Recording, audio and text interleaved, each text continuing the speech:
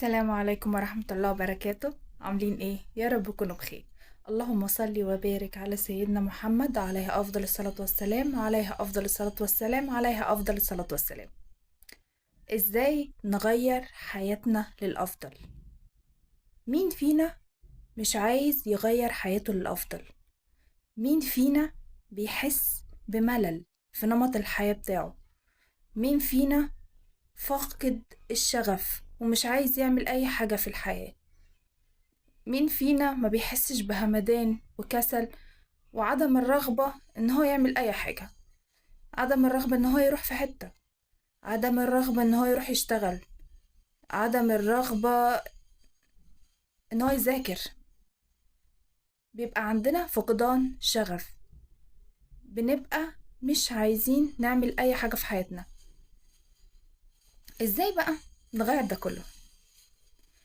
قبل ما اقولكوا ازاي نغير ده كله، ممكن اطلب منكم طلب صغير: تعملوا لي لايك وتشتركوا في القناة وتكتبوا لي كومنت بدعوة حلوة ولكم مثلها ان شاء الله، وتشيروا الفيديو كتير كتير جدا.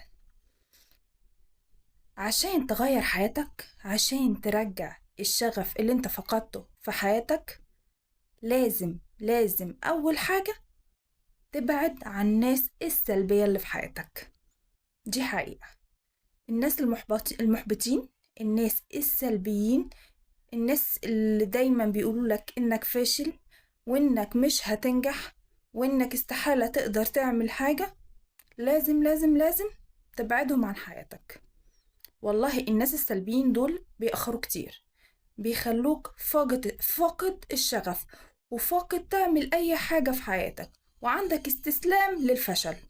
فلازم أول خطوة تبدأها في حياتك وتكون نفعت نفسك فعلا إنك تبعد عن الناس السلبيين كلها، الناس اللي بيحبطوك، الناس اللي بيحكوا لك كل مشاكلهم السلبية. لا، قطعهم خالص، قطعهم. صدقني هيفرق في حياتك كتير أو هتفرق في حياتك كتير لما تقطع الناس السلبيين. هتفرق في يعني أنا مثلا كان نفسي أعمل فيديوهات على اليوتيوب وانتشر واشتهر وكده يعني.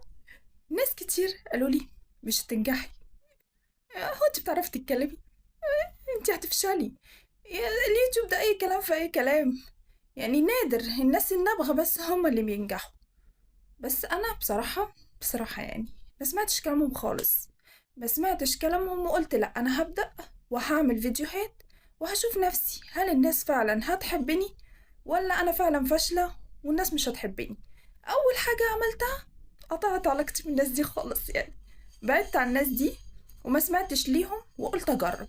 وانا مش خسرانة حاجة، ما هو محدش يعني، انت مش هتخسري حاجة لما تجربي. جربي، كده كده مش خسرانة حاجة. حبوكي خير وبركة، ما حبوكيش عملت اللي عليكي. وفعلا الحمد لله اهو، ده يمكن الفيديو 22 ليا في القناة، ولسه فاتحة القناة من شهر وكام يوم، والحمد لله بقى عندي 1000 وحاجة مشترك، وإن شاء الله إن شاء الله عندي أمل في ربنا ويقين إن يبقى عندي 100,000 مشترك.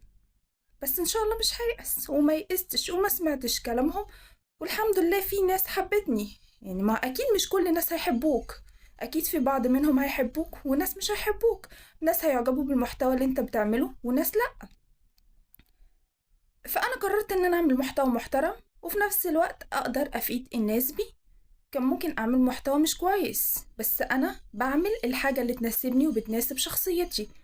أنا ماليش في السكة اللي هي مش كويسة، فقررت إن أنا أفيد الناس وأحاول أقول لهم على تجاربي الشخصية، أحاول أقول لهم على الحاجات اللي أنا عارفاها يستفادوا. وفي الكومنتات لما حد بيكتب لي حاجة أنا برضو بستفاد.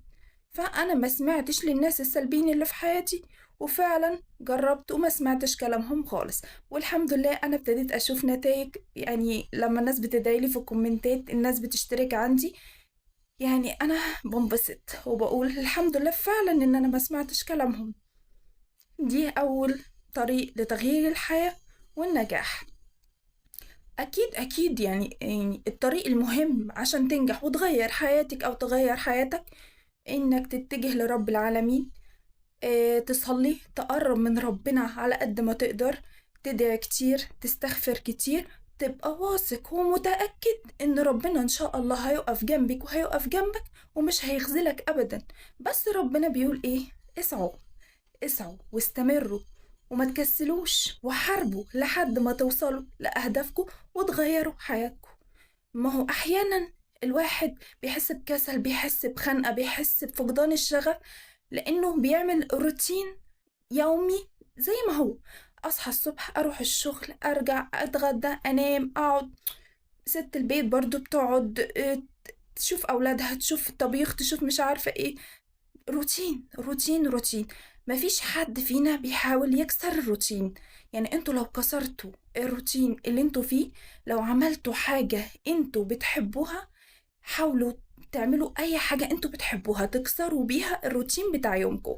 يعني انا كنت زيكم كده، كنت حاسة بملل فظيع لحد ما قررت ان انا اكسر الروتين ده واعمل فيديوهات واتواصل مع الجمهور. اي نعم، انا ما بحبش اتواصل مع الناس يعني وش الوش بره، بس قلت اتواصل عن خلال اليوتيوب وكده، يعني اعرف ناس عن خلال اليوتيوب وافيدهم ويفيدوني وكده.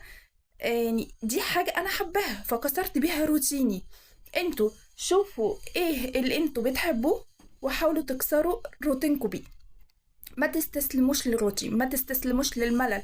حاولوا واكسروا الروتين واعملوا اي حاجة بتحبوها، اي حاجة. لازم يبقى عندكم هدف، لازم يبقى عندكم هدف في الحياة عشان تعرفوا تستمروا.